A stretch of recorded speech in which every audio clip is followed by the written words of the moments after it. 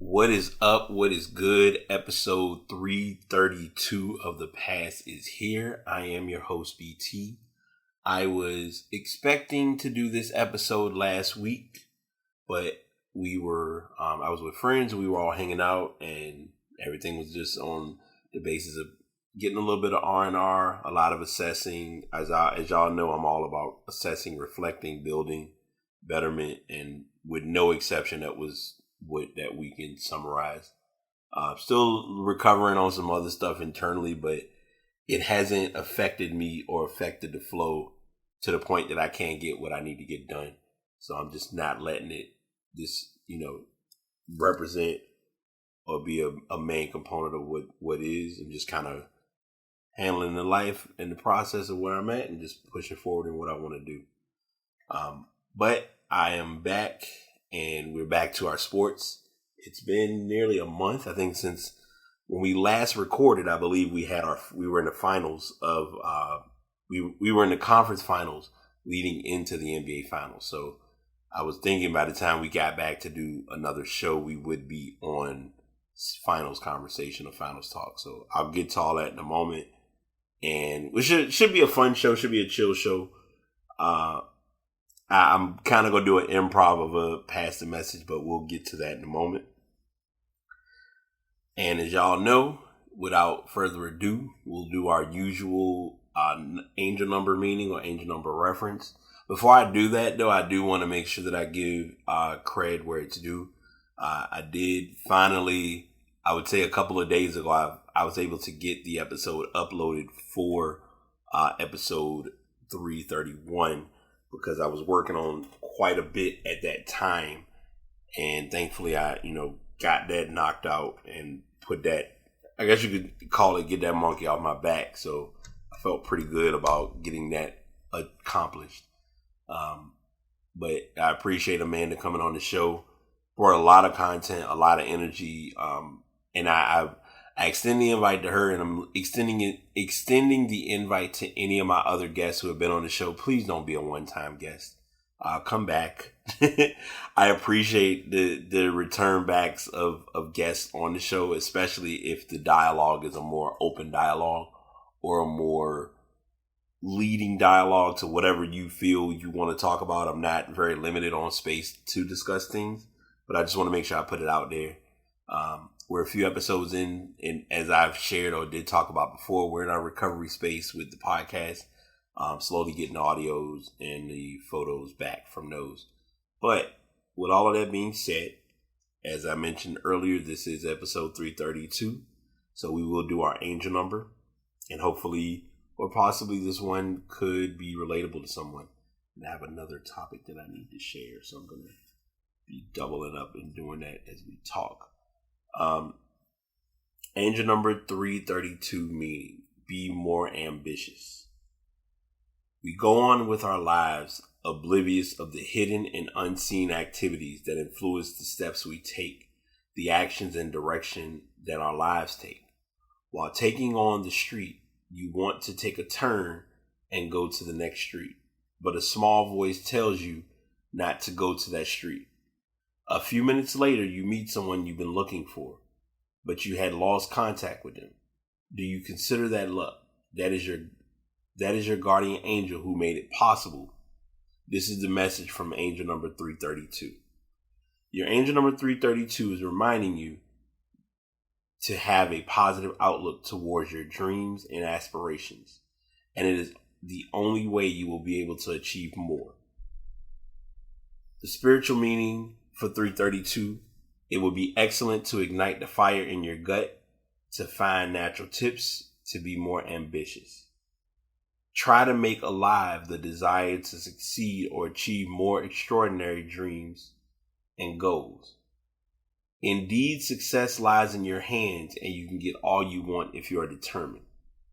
If you keep seeing 332 everywhere, you need to be spiritually active to access divine motivation and support in achieving your dreams. Pray to Almighty God to make your plans come true soon and become more successful. Your angels guide you to attract the best out of life and live a more fulfilled life. The symbolic meaning indicates that it would be brilliant to hang around ambitious guys and go-getters. They will inspire you to be extra ambitious in life and achieve more. Also, learn to get out of familiar routines.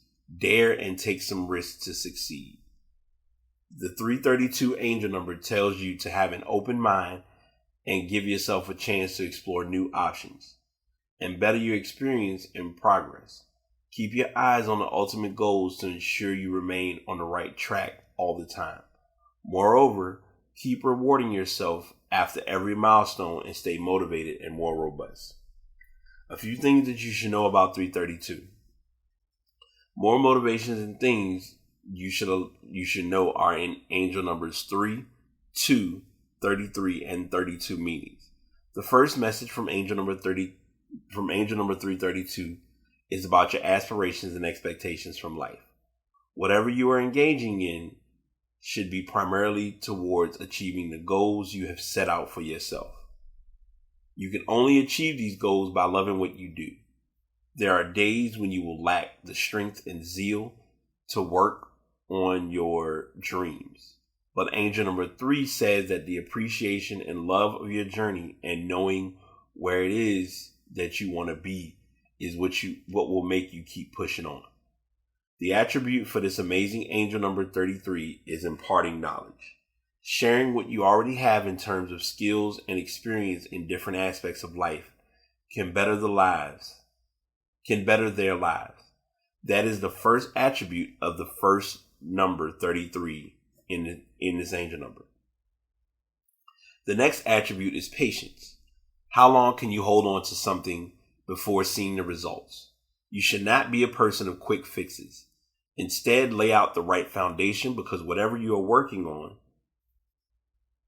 will stand the test of time. Number 2 is about working in sync with others, adapting to change, and having direction. How many times have you ever thought of giving up, but the faith you have and having the right attitude is what has kept you on the right track all along? Angel number 332 says that anytime you want to give up, remind yourself why you started work on your project in the first place. In conclusion, these fantastic codes will keep you inspired even in challenging moments. Angel number 332 says that you need to be more ambitious and go for higher goals instead of sticking to ordinary things. Be the best of yourself. And it's interesting reading or seeing that be said, because everyone knows that I am a stickler for constantly bringing up the statement or message to be the best version of oneself.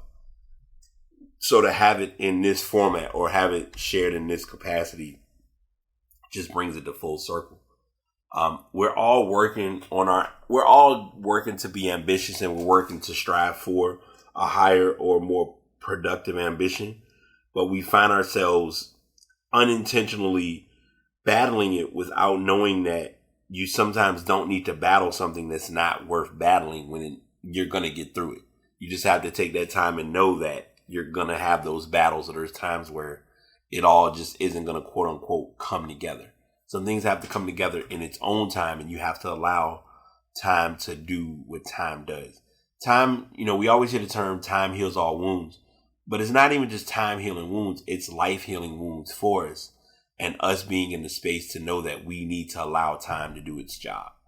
And because a lot of times we're so antsy and we're in such a rush, we look at it as we didn't get what we wanted to get done in the time that we wish we had gotten it. But sometimes it was just life being what life was, and telling us, hey, it's going to happen. Just wait. And that's what I'm gathering, or what I've obtained personally from this process. Let's see. So I'm looking up a story, because this is going to be, it's not getting attention yet, but it's going to get attention, because I believe a coach has already been relieved of his duties because of this. It sucks because they're not going to. Hold on. We have to cancel a game. We can't make it up. You're not going to get it. All right. So I'm going to share this audio. I'm just listening to this for the first time. So on the hammer, and because there's now a vaccine available, they're basically telling teams that if we have to cancel a game and we can't make it up, you're not going to get a game check. And the team you're supposed to play is not going to get a game check either. And if you're responsible for the outbreak, you have to recoup everybody on the money. Are you surprised the NFL came out so strong yesterday? I'm really not. And here's the reason why. The NFL last season, trying to, schedule games, is talking about when a team had so many players, too many players, fall sick because of COVID. They had to reschedule games, play games on Tuesday, move games to off weeks, and just move around too many things. And because of that, they lost a bunch of money. I mean, I know they made a lot of money. NFL makes a bunch of money. No one's crying for these billionaires, but because of that, they did lose money. And now Roger Goodell has said, all right, listen, we understand it's your choice. And I do believe that it's everyone's choice to get vaccinated. I chose, and my family chose to get vaccinated. My wife and I, that was our choice. But I also believe if you don't want to get vaccinated, that's your choice. You have to live with the consequences. But the NFL, as a business, they have to set the standard for their business. And they've done that, and I actually have no problem with it. I understand why they did it, and I think they're trying to do what's best for their business. And obviously, there's been a lot of people that have a lot of issues with it. The challenge of this entire scenario, and I don't want to get, and I know this is like an odd way to start the show, is a lot of things separate people, but the vaccine has separated a lot of people. I've listened to different points of view. I've understood a lot of different points of view. And everyone has their reason to feel how they feel towards getting the vaccine or opting not to get the vaccine. I'm not a person that's telling anyone, and I've made that clear on this show numerous times. I'm not in a position to tell anyone what to do or what not to do regarding getting the vaccine. That's not my place. That's not my lane. There's enough people doing that on the internet. With this story, this is the NFL stating, okay, if you opt not to, these things could possibly happen in choosing to not get the vaccine. So on Thursday, the NFL sent a very strong message. Get the vaccine or else. As teams begin reporting for training camp before the 2021 season, the NFL sent out a no-nonsense memo that was obligated by NFL Network's Tom Pelissero. The biggest news from it is that if a team has a COVID outbreak among unvaccinated players and a game cannot be rescheduled, that team is subject to forfeit the game. And if a game gets canceled because of COVID-19, none of the players from that game will get paid. It is clear that the league is no longer playing around. Now, last year we did see this, and this is something that Brian Westbrook just brought up. And I believe the other analyst who was speaking stated this as well. Because of games having to be realigned and readjusted, the NFL made its money. That part isn't ignored. But if it's effective or impactful to the point where there are players nearly in the double digits of not having players to play, and you're trying to find slots, people to put in positions to play those games, that becomes a much more bigger concern or bigger deal. Because then if it goes into your high profile players being out, then that's when there are those concerns. The NFL just informed clubs that if a game cannot be rescheduled during the 18-week season in 2021 due to a COVID outbreak among unvaccinated players, the team with the outbreak will forfeit and be credited with a loss for playoff seeding. Per sources, massive implications. While the NFL has not mandated players or coaches get vaccinated, the message all along has been clear. It had already prepared to make life much harder for those who remained unvaccinated, and now there are penalties associated with unvaccinated outbreaks. I'm not going to read the story. I'm going to leave it as a tab, and I'm going to let folks, converse on it as they feel necessary.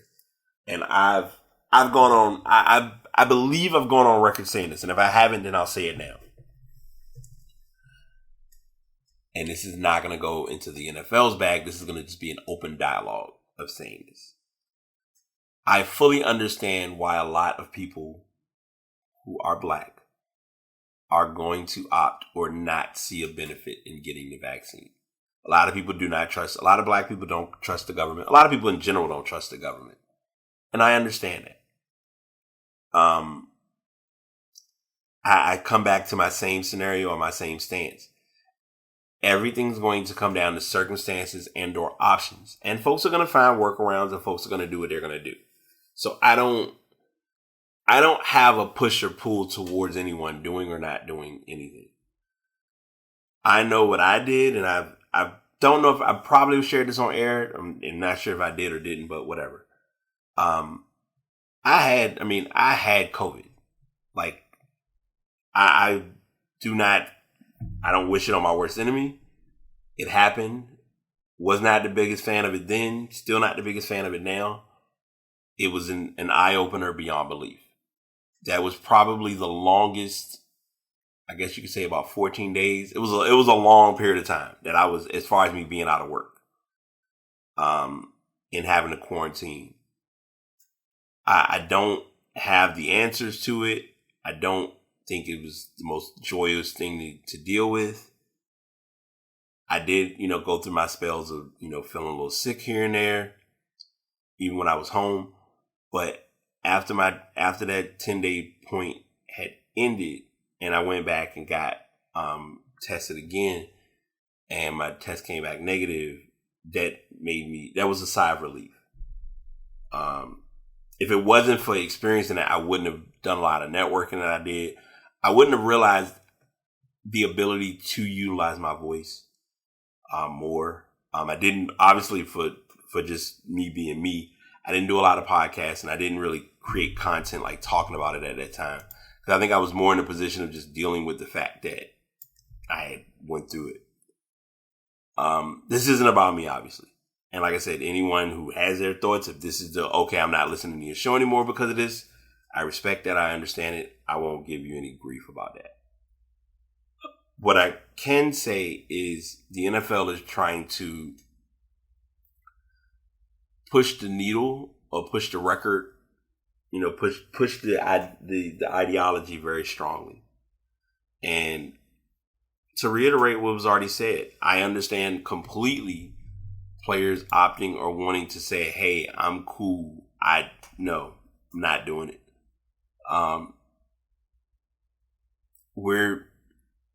And this is probably going to sound crazy, getting the country to get to a point where everyone gets vaccinated or the amount that they're looking to need to get vaccinated is going to be a stretch.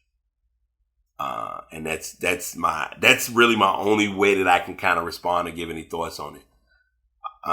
And I think the thing for me that I'll say this and I'll move on to the next topic. I've been vocal on things as necessary, but I've been more quiet on things in this realm because everyone doesn't know everyone's story.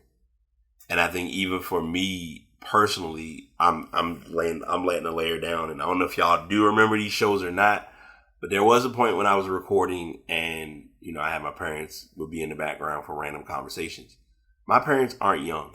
And I'm not saying that like I'm young, but they're not like my mom just recently got the vaccine.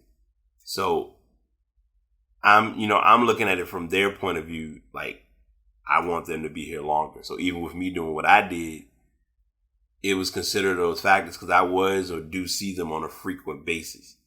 So it's just looking at like what's going to benefit in the long haul. And like I said, I get everyone's point of view. A lot of people are not doing it or don't want to do it because they look at it as poisonous. They look at it as just something that they don't trust. And I get all of those factors or thoughts.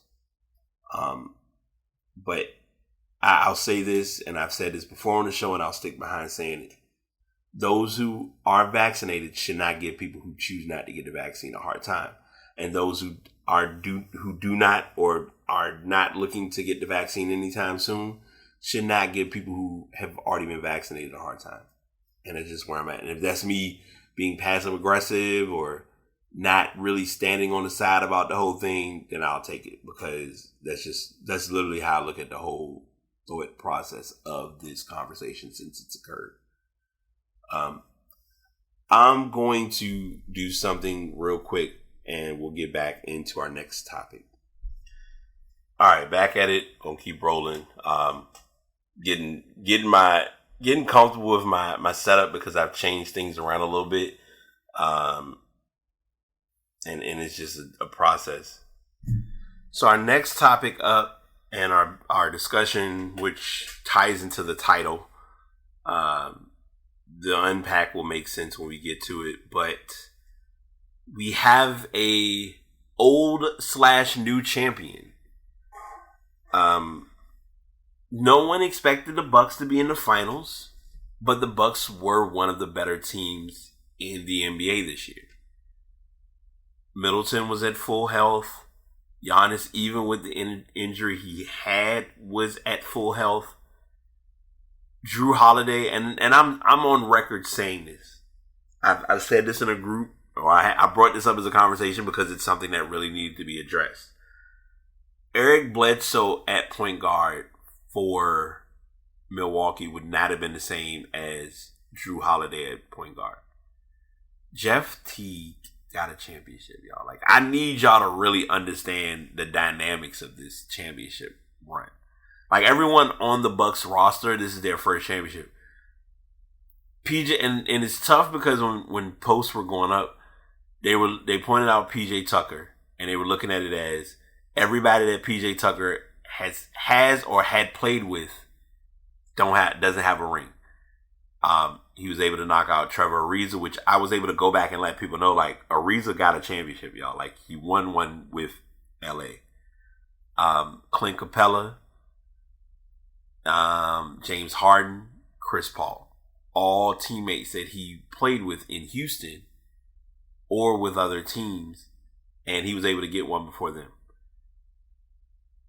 Like, the celebration was endless because he deserved every bit of it.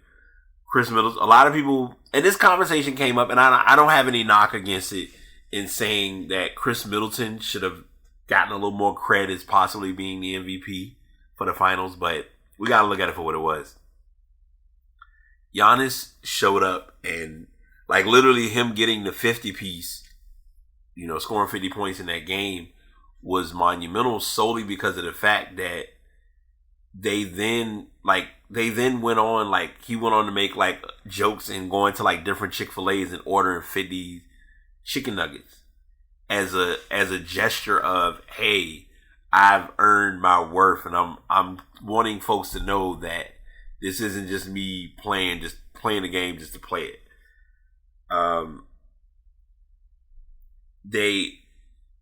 So I don't know if any of you all do or don't remember this who have been basketball fans.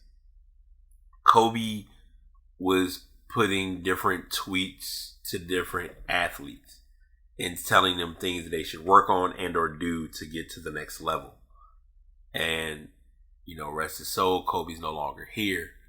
But Kobe had left a while back, had told Giannis some things to, go for or goals to achieve. And the goal he left with Giannis initially was to get an MVP, which he did. He won the MVP not long after. Kobe wasn't able to see the second MVP because he had passed earlier in that season or earlier in that year. But Giannis had won the MVP last year. Lakers went on to win the finals that year. Kobe had left a message with him saying, now that you've gotten the MVP, finish the job and get a ring. Now Giannis has a ring. And folks can finally get off of his back of, he never got the big one or things of that sort. And I think the thing that's not talked about or isn't really addressed about it is Giannis is only 26 years old. I think he's been in the league maybe 6 years, 6 or 7 years. What are we like? We gotta understand it. I mean, he's been developing as his career has progressed. So you're not gonna get a guy that's gonna come right in and like just dominate the game year one. He's got to learn the game, learn the ins and outs. Like, obviously, if you go back and look at Giannis as a rookie when he was coached by Jason Kidd, and you look at Giannis now as a, franchise player, he's not at a veteran status. Like, veterans, I usually look at like 8. After you hit like the 8 to 10 year mark, then that's when you're kind of put in that veteran status. There wasn't much, like, Phoenix fought, but it was almost like they called it like a players or a house sweep. It was a very unique way that this series went, because games 1 and game 2 made it seem, or to the illusion eye, it would seem like Phoenix gonna sweep them and they're gonna knock this series right on off. But for whatever reason, Giannis came in and was like, so games 1 and game 2, games 1 and 2, I don't know why I keep saying games 1 and game 2. Games 1 and 2, Chris Paul, Devin Booker, and DeAndre Ayton played basketball. They played solid basketball, and the final result led to a victory for both of those matches. Game 3, Giannis came in with a chip on his shoulder and was like, I am not getting swept by Phoenix. Game 4, Giannis played a solid game. I want to say, and I'd have to look up the stats, but I think Giannis averaged like well over 35 points for the finals. The 6 games they played, he brought it. I say this all the time, and I said this ever since the series started. The X factor of the series was the X factor who did not show up when it counted most, and that was DeAndre Ayton. I don't think DeAndre Ayton played his best basketball and stuck with the team through the time they needed him to step up. I can remember, like, we were out of town. I watched Game 5 because we had a little bit of downtime. I was like, I'm gonna watch it, and literally, I had it set like a clock, like clockwork. I watched Game 5. As soon as the clock hit 0, I was asleep, out like a full blown light, gone. But I watched that game, and I watched a Phoenix team that did not want to get the job done. Because when the series was 2-2, now it's a best of 3 series. Anyone that's, you can hate, you can love math, you can hate math, you can have your feelings about it. But from a simple perspective of sports, it was whoever wins 2 games first has this series. And so it was like game 2. So games 1 and 2, Phoenix win. Games 3 and 4, Milwaukee wins. In Milwaukee. Game 5 was in Phoenix. Milwaukee got the game in Phoenix. So now this put Phoenix back against the wall heavily, because now not only do they have to win in Milwaukee, they also have to finish the series in Phoenix. Like, there's no kind of sort of doing it. You have to win the next 2 games. Game 5 plays out, and I knew what time it was because I even shared this I made this the cover photo for the sports group. When I think it was Booker turned the ball over, and I think it was Drew Holiday picked up the ball, dribbled to the left side, and it was like he was gonna dribble the ball out or just dribble out the clock. But he threw a lob at the basket when Giannis was under the basket, and Giannis went up because of his wingspan and his strength. He was able to finish the basket, but Chris Paul was under him, and Chris Paul couldn't really make a play for the ball. So it was almost like a borderline flagrant foul, but it didn't get called because it was playoffs, and it didn't cause Giannis any harm because it was almost like Giannis felt that like it was a gust of wind that went by him. And so it turned out being the case of the when he finished that play, it was like this game is just about done. Like Booker shot as many threes as he could, but you gotta have other guys who are stepping up and scoring. Jay Crowder kind of sort of showed up. The other kid from Villanova, he had a couple flash in the pants moments, but nothing like consistent. And like I said, Game 6, it was pretty much out of reach. Like they pretty much were determined. Milwaukee was determined to finish that series in Milwaukee because they did not want it to go to Phoenix. If it had went back to Phoenix, it would have been very concerning. But you could also see like Chris Paul was running, like he gave everything he could. Even if he doesn't, I mean, he's going to be a first ballot Hall of Famer. It's a given. But I think being able to take this team that no one was really looking at Phoenix and saying Phoenix is going to be in the finals.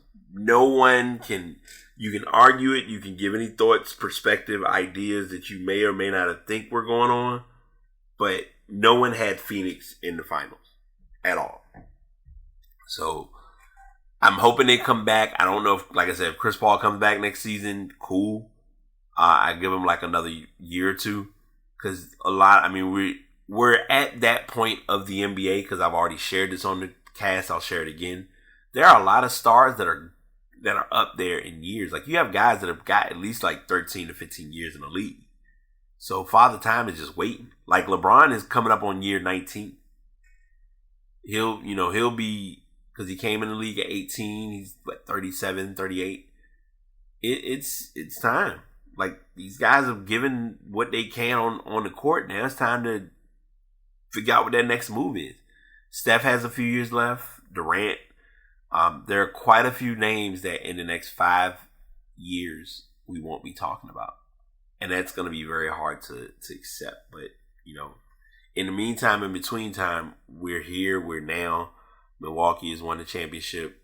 We got to stop using injuries as an excuse.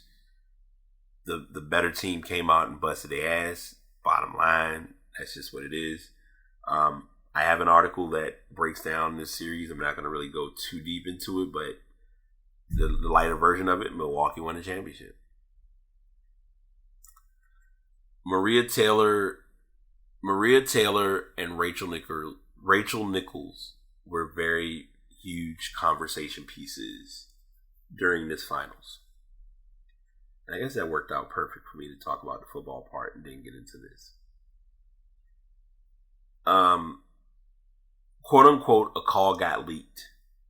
And after this call got leaked, Rachel Nichols felt bad about it.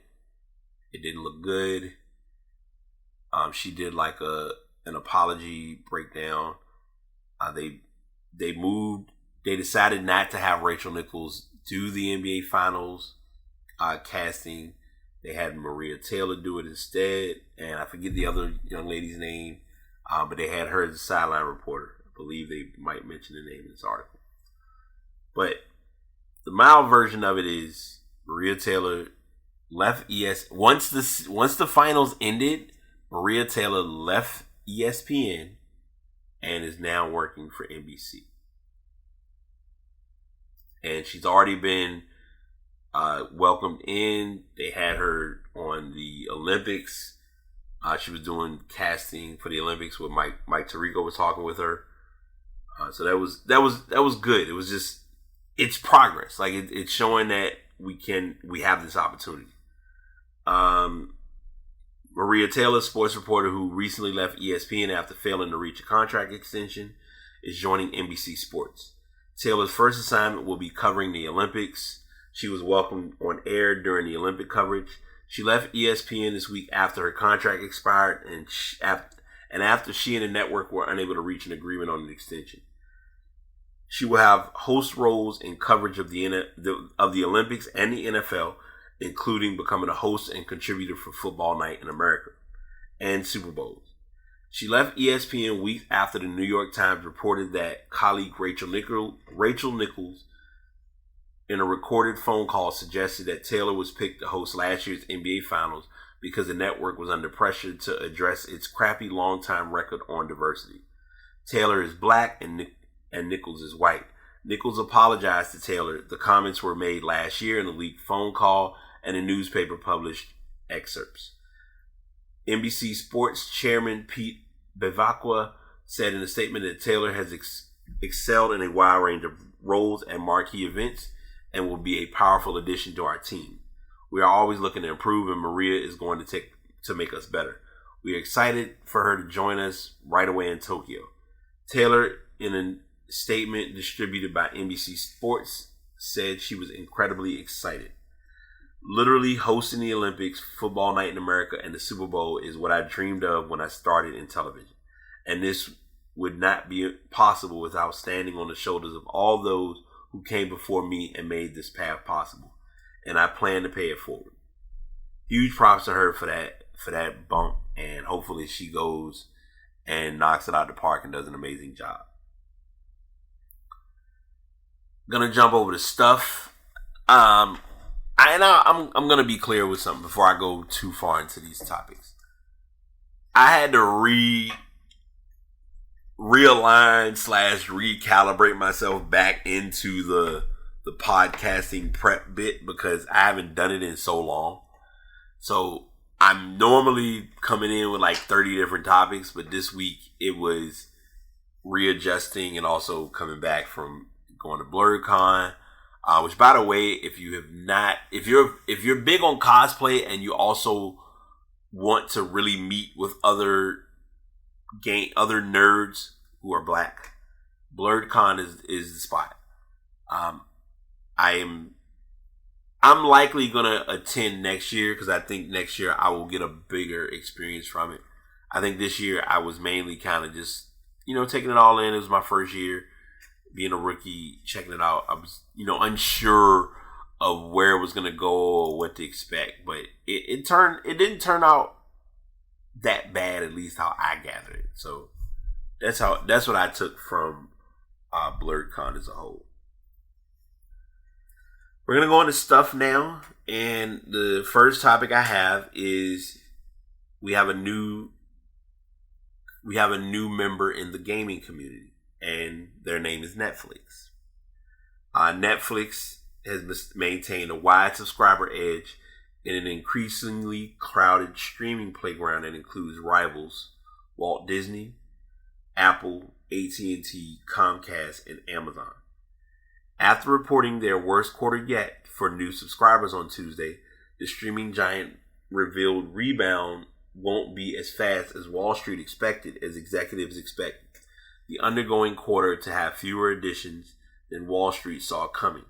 In after-hours trading, shares dropped 3% following the announcement, but then bounced back close to even. The stock is up 1% so far this year, whereas the S&P 500 index gained 16.5%. While Netflix added fewer subscribers, it made more money because it increased subscription prices. It earned $1.35 billion, which translates to $2.97 a share, which is a great increase from $1.59 a share a year ago. This is more of a number breakdown, but the lighter version of it is they are welcoming Facebook's vice president of AR and virtual reality content, Mike Verdu, like its expansion into original films, animation, and unscripted TV. Netflix is expanding its horizons. Potential games will be included in Netflix subscriptions at no additional cost, with the initial focus on mobile games. Start small, work your way up. Most people who are using Netflix usually watch Netflix from mobile devices. So if you have the gaming action added to it and are able to acquire different gaming options, then that makes for a more level playing field. How it will compete with the Disneys, the Amazons, and the other streaming services, we'll have to wait and see. It's early, but it's an idea that competitors shouldn't take lightly. And I'm always reminding people of this because it's me being like the tech person and remembering it. A lot of the different services and companies who are doing different things are still babies. They're still young at what they're doing. Netflix is I almost want to say Netflix might be a teenager in its age or its length of time in in the streaming and or like video scene. No one will really come out and say this, but it can be said because it actually is valid. Netflix kind of knocked Blockbuster out, to say without saying. Like, Netflix was able to keep Redbox relevant because there are some people who still need physical DVDs, and Netflix was doing the DVD option, but then they realized we can actually get better with this by doing streaming because everything was going digital. I always, to go a little bit off course for a second, Apple Music, Spotify, Tidal, Amazon Music, I think I got the main four. All your DSPs that were distributing music or that distribute music kind of pushed back the companies like the Netflix. I'm sorry, not the Netflix. The Napsters, the MP3 options that people had, or the ways that folks were getting music. Because our initial consumption of music was done by going to Best Buy, Sam Goody, Walmart, Target, wherever you could find music, and acquiring music that way. Now, and I was telling a friend of mine this, and a friend of mine, I was telling Angela this, who she was on the show when we did the year in review. Music, like, people still physically buy vinyl. You just don't hear about it as often because most people are not that musically eclectic. And that's not to throw shade at anyone and saying like, oh, you're not listening to music the right way because you don't have vinyl. It's just everyone has their preference or their avenue of how they enjoy their music. Like, I always have asked this with music being played. Some people play music preferably through, some people play through earbuds. Some people play through AirPods. Some people play through wireless headphones. Some people play through speakers. Some people play in their car. Some people play with like real deal big time boom boxes. It doesn't mean that one person's consumption of music is better than the other. It's just what option you have available. I've looked at this for a while. I've got it in my wish list. I am still looking to get a record player, but bringing it all full circle, Netflix is jumping into a hot lava with this one. It could work for them, and it could also be hey, we tried it and in our thing, we'll let y'all work on that and do what y'all do. So we'll keep an eye out on that. If it is any updates regarding it, we'll find a way to mix it back into the podcast. I currently am a Mac user, as many of you know, and I've been back and forth about using the app, but I love the app once I use it. I'm a person, I love Twitter. I didn't realize how much I love Twitter until I got into like a tweeting phase of just posting a lot of stuff via Twitter.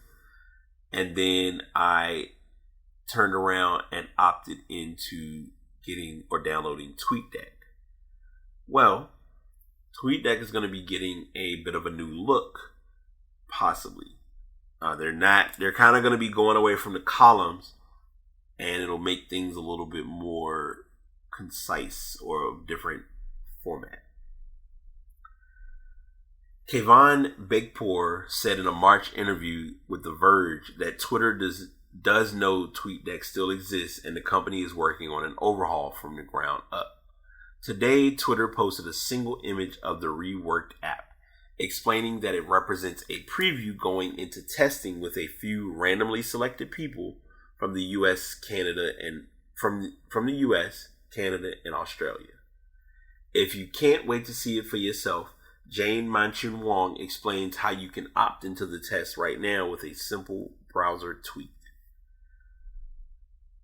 In a tweet today, Beikpour said that new features in testing for TweetDeck include a full tweet composer, new advanced search features, new column types, and a new way to group columns into clean workspaces. Twitter may even have more reasons to hope the upgrades are a hit. Rumors have said the company is considering charging for it in the future. To try out the new TweetDeck, just follow Jane's instructions. Open TweetDeck in your browser, then go to Developer Tools if you're using Chrome. Open a console tab and copy and paste this HTML. And they give you a code. I'm learning I have to remember this even with talking coding. Because now that I've been doing coding, the one thing that coders or tech people don't do very well is break things down in layman's terms. So I'm going to break down what they just said in layman's terms. If you are comfortable with going into seeing what your web page looks like, there's an ability to do that, which is to inspect your code. You can always inspect anybody's web design or web code online. Some you can go in and edit or modify. Others, once it's there and you can't do anything with it. TweetDeck is giving you that option if you want to see or would like to get a visual of this design. A lot of people will not mess with this because this is not their avenue or lane, and I 100% understand that. In the Verge's newsroom, TweetDeck is king or queen. So any changes are likely to meet a skeptical audience of power users, but so far it's tough to find the improvements. The app's appeal is in its column views that haven't changed much over the last decade, but the layout in the screenshot they released looks very different from what we're used to. And in the left column, a button promotes decks to sort various content types. Otherwise, it looks a lot more like the standard Twitter view, which isn't why I use TweetDeck. Jay Peters has played around with the preview using the method above and configured a setup that's more similar to the current iteration of TweetDeck. In a series of tweets on Tuesday afternoon, Twitter assured users their favorite TweetDeck features aren't going away. While this frequently asked questions explains that a lot of those invited to the test will be able to copy over their current setups to the new TweetDeck. And they do a bit of a Q&A regarding that. And they give you kind of a look, as long as I've used, and I'm going to be very honest, I've never used TweetDeck as a browser-based visual. Because of all that, I might as well just go to Twitter. Instead, what I've done is I've used the TweetDeck desktop app, which, to open it up real quick, is probably one of my favorite ways to look at Twitter because it's very on the go. And if you utilize it properly, it's to the point where it literally updates in real time. So if you're going for that route of it, okay, cool, great. But if it's not something that you have to have, you can stick with what you're using. And they give you they also explain to you if you want to opt out of the TweetDeck preview, then you have that option as well. Our final story, which is still, well, on my page, on my design has disappeared, but Samsung Unpack is coming on August the 11th. And they're going to be doing a virtual event at 7 a.m. Pacific time, which would likely make it at 10 a.m. Eastern time. I might be wrong. I always forget between Central and Pacific, things of that sort. They're going to be updating the foldable devices, which if I'm looking at this image, the hinge is very concerning. But that's me thinking out loud. The company invites the reporters, saying its virtual keynote will take place at 7 a.m. Pacific time on August 11. While parts of the world are reopening in the midst of the coronavirus pandemic, tech companies aren't yet holding product launches in person. The invite touted, "Get ready to unfold." While Samsung hasn't yet detailed what it will announce at Unpack, it has already opened up its Reserve Now system for Galaxy fans to claim a device in advance. Customers who reserve early are eligible for perks such as 12 months free of Samsung Care Plus, up to an extra $100 of trade-in credit, and a special pre-order offer that Samsung hasn't yet detailed. The event on August 11th is Samsung's third Unpacked of the year, and it's expected to continue a trend set by previous launches, making devices more affordable for consumers. In January, the company unveiled its flagship Galaxy S21 smartphone, which it sold for $200 less than its predecessor. Then in March, it highlighted its inexpensive Galaxy A line of smartphones. TM Rowe, the company's head of mobile, said in a December blog post that Samsung planned to expand its foldable lineup and make the device more accessible, which likely means more affordable. The Z Fold 2 was praised as a smartphone that reimagines what's possible with mobile technology. And I'm excited to say it's just a hint of what's to come as we continue to explore, evolve, and expand this category-changing space.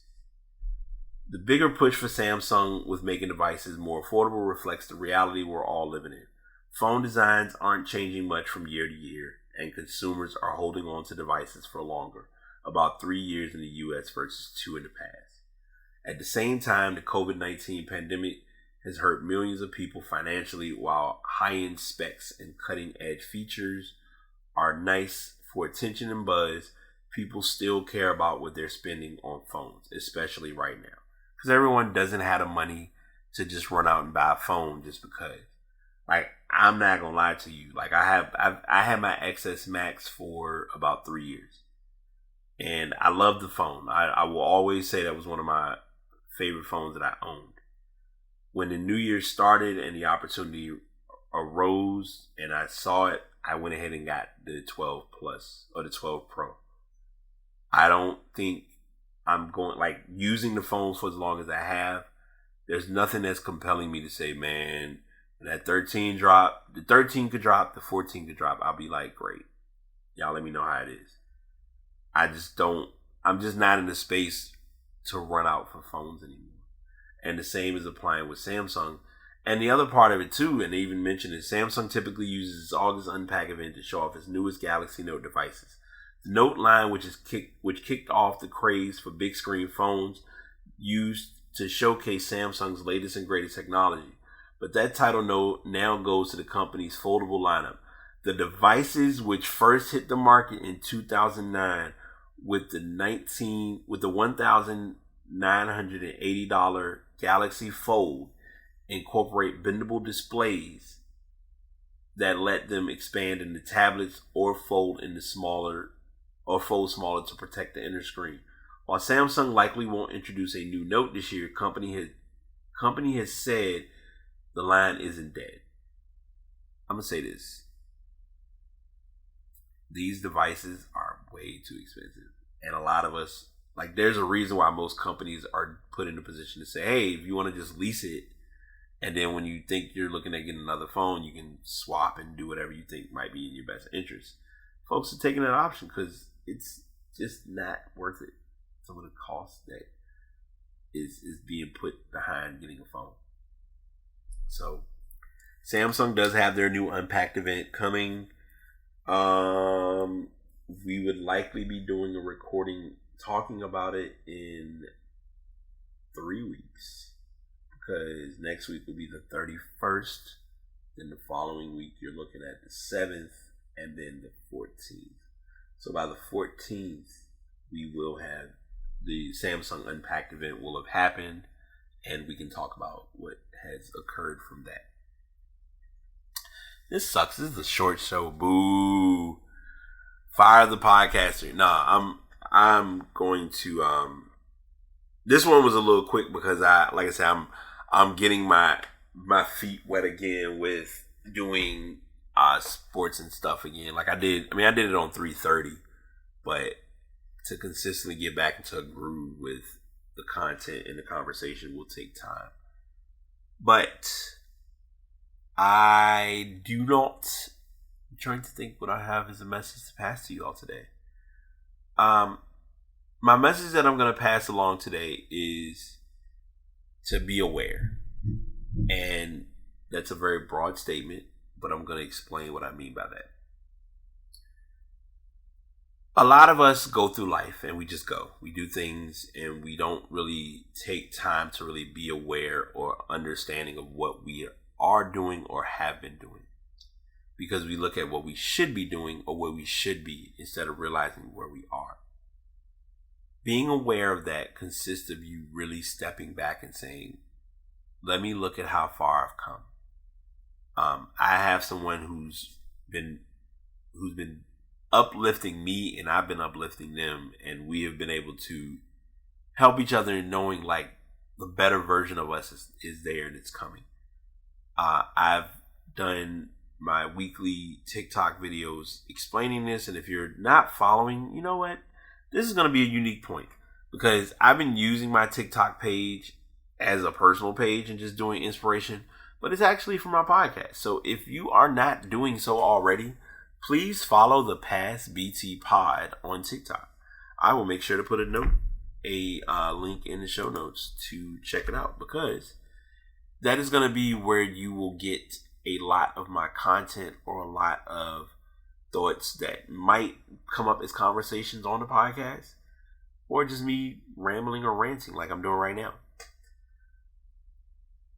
I did a video explaining that and this kind of ties into to my message that I just initially shared, which is the better version of you is waiting.